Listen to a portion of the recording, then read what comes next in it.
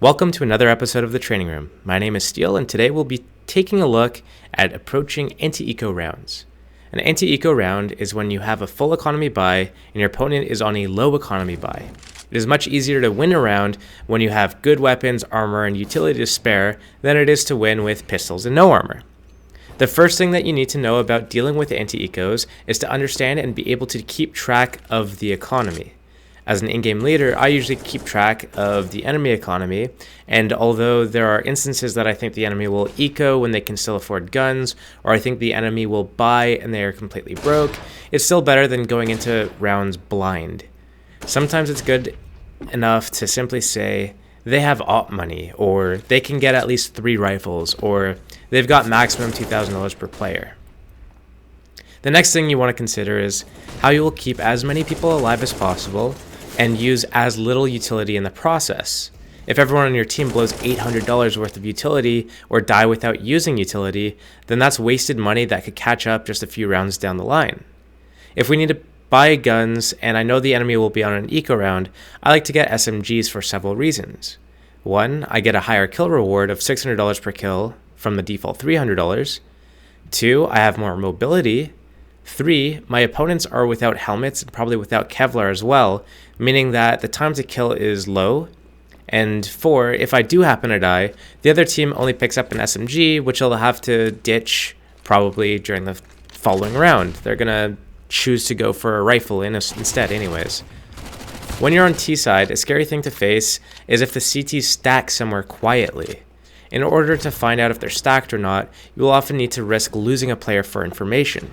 There are 2 main ways you can deal with this. The first being a comprehensive tactic that covers all of the important bases, and the second way is to send a player into scout.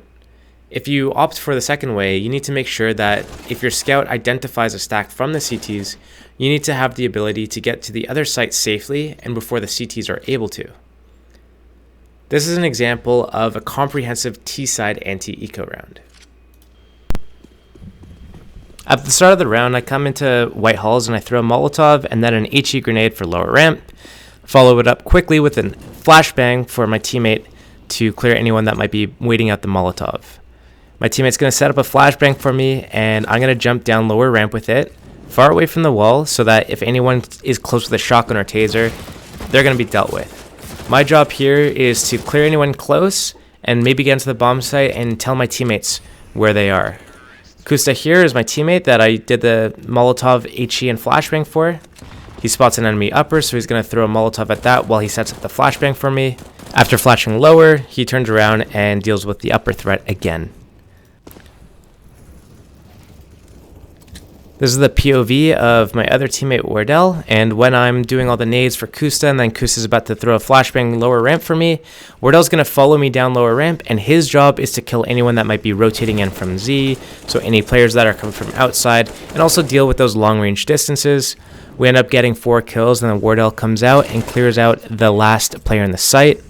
This is the view from the CT's perspective, as they really have no chance that entire time. The reason why I like the strat so much on anti-ecos is because it's a really comprehensive strat that deals with basically everything that you need it to deal with. So you're dealing with watching the flank, you're dealing with any quick explosive pushes from the CTs, so if they're running up lower ramp, you're dealing with that with the Molotov and the HE grenade. You're dealing with any players that might be close range here with the flashbang that comes out.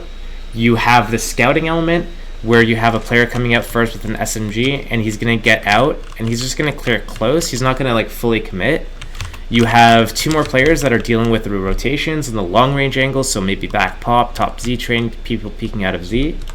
You have the ability to pivot back to ladder room, and then after you come back down to ladder room, you hit outside, you have the long range sight lines, and you can Molotov into Z. So if the CTs were stacked in her, you have this really easy rotation route where you can get back outside quickly, and probably before the CTs can. But beyond that, even dropping down AKs on gun rounds against a player that has a rifle here, it's a very, very strong tactic because it's very difficult to peek back into that. So if you're back here and you're jiggling and then you hide and then you peek out again, there's 2 people sitting there with AKs, you're dead. And if you're at this position here and you have no armor, no helmet, and you let a guy that gets out here for free, you're probably dead. If you're up at top dog like this and you're trying to peek down, if first of all your shadow is going to show, secondly all they have to do is come out and then kill you and you're dead and you've lost the bomb site. So this is very strong and it's very comprehensive. So again, if the CTs were stacked, let's say they have a guy close up here with, for example, a taser, that's why I like to come at this back wall to avoid this guy. But you want to make sure that if there is a guy here, he's going to be blind. That's like probably the most important part of this strategy. So you want to make sure that the flashbang you do is going to go shallow enough that's going to get him, so that you can come out, get that easy kill, and then your teammates are going to back you up while you kind of feel it out.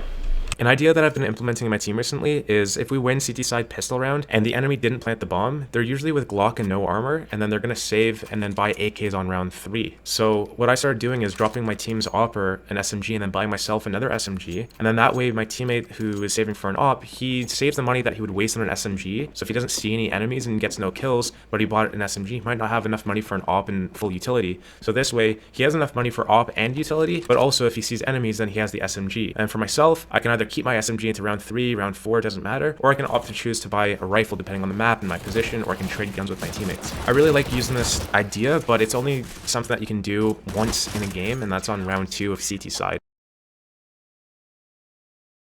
If you like this video, remember to check out more training room videos just like this one for more advanced tips for advanced gamers.